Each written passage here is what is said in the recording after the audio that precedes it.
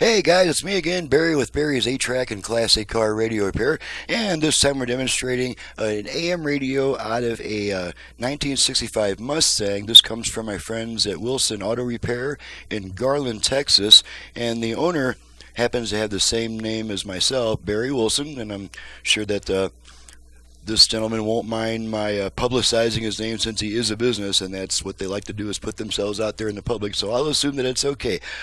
This is request to repair to original stock.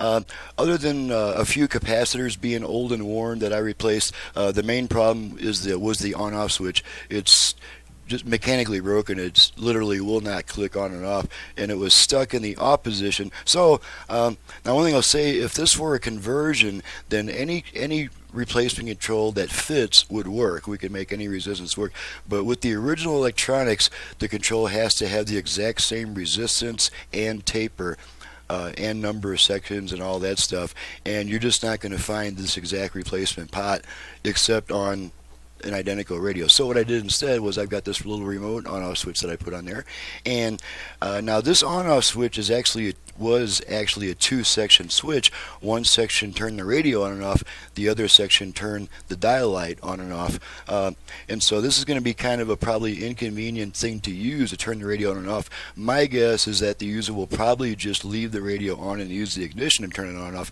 meaning this light's going to burn longer than normal. So I replaced it with an LED that theoretically never burns out. So we'll go with that.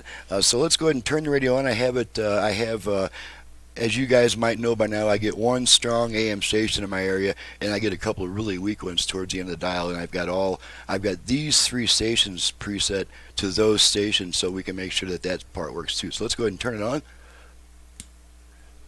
That's there's a alley. And since there's only one speaker, we don't need to really worry about looking at the speaker meters.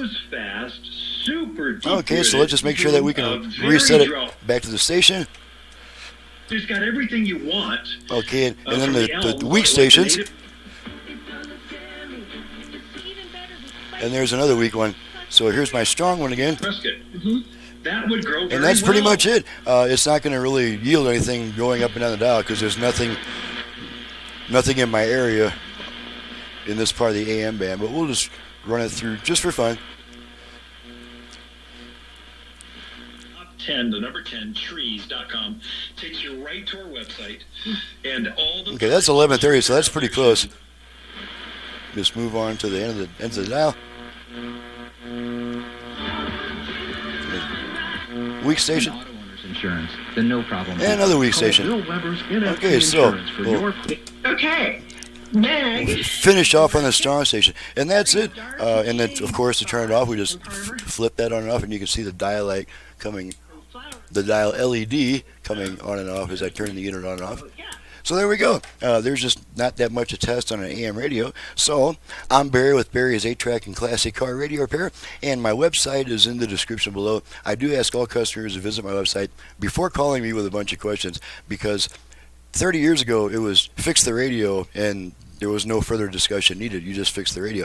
Now there's about a dozen different options for fixing the radio, so that's why I ask all customers to visit my website and get an idea of what options are available, how much they cost and stuff, before calling me with a half-hour barrage of questions. I'm happy to talk to you, but I do need you to visit my website first to take care of all the same questions that customers ask over and over.